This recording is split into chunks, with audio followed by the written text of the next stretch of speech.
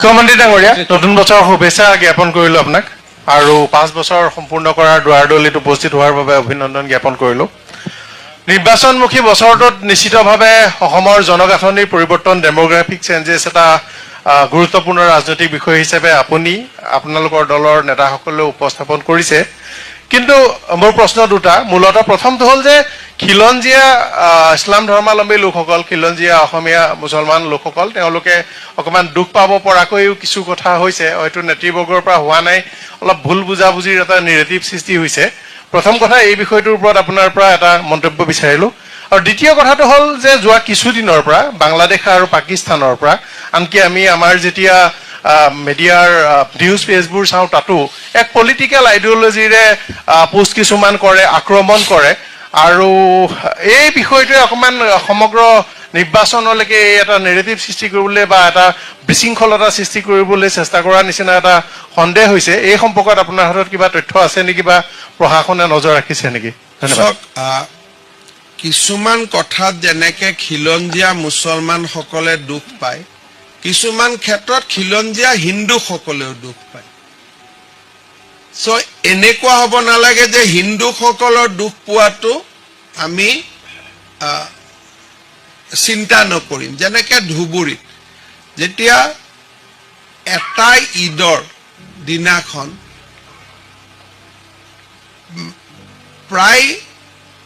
18 পৰা 20,000 কেজি গৰু মাংস কটা হয় এখন চহৰত আৰু যিখন চহৰত আটাইতকৈ বেছি হিন্দু নাগৰিক আছে তেলেতো খিলঞ্জীয়া হিন্দু সকলেও দুখ পায় একোটা লাভ জেহাদৰ ঘটনাই খিলঞ্জীয়া হিন্দু সকলকো দুখ দিয়ে সেইকাৰণে খিলঞ্জীয়া মুছলমান আৰু খিলঞ্জীয়া হিন্দু সকলোৱে লগ লাগি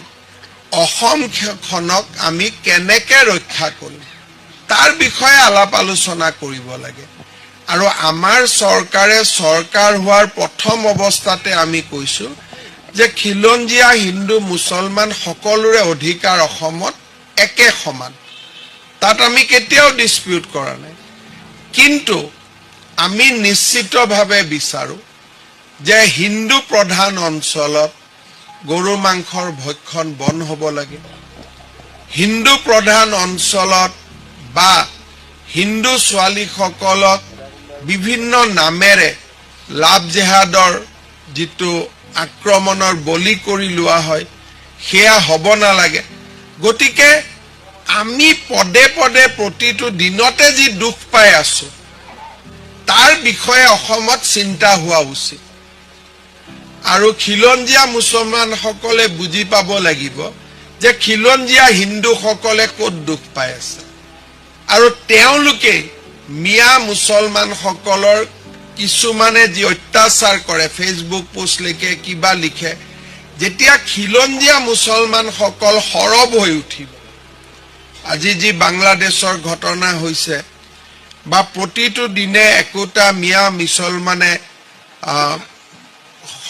অবৈধ বুলিয়ে মই তেওঁলোকক কম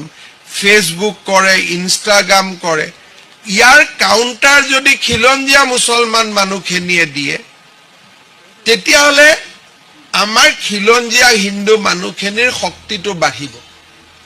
নহলে বৰপেটা ধুবুৰী গোৱালপাৰাত আমিতো আজি মাইনৰিটি গতিকে এই মাইনৰিটি মানুহখিনিক সাহস লাগে শক্তি লাগে শিৱসাগৰ ডিব্ৰুগড়ত আজি যেনেকে আমি খিলঞ্জীয়া মুছলিম মানুহখিনিক সন্মানৰ চকুৰে চাওঁ কোনো আমি ভেদ বিভাদ নকৰো তেনেকৈ আমাৰ মনত থাকিব লাগিব যে নামনিত বাস কৰা সংখ্যালঘিষ্ঠ হিন্দু সকলৰ কথা আৰু দুইটা ধৰ্মাৱলম্বী লোকে দুইটাৰে যেতিয়া মনোকষ্ট বুজি পাব তেতিয়া অসমখন স্বাভাৱিকভাৱে শান্তি হ'ব ধৰ্মীয় সম্প্ৰীতি বাঢ়িব ইজনৰ সিজনৰ বুজাবুজি বাঢ়িব গতিকে মই ভাবো যে এই ক্ষেত্ৰত আমাৰ সকলোৰে কৰণীয় আছে আৰু সকলোৱে কৰিব লাগে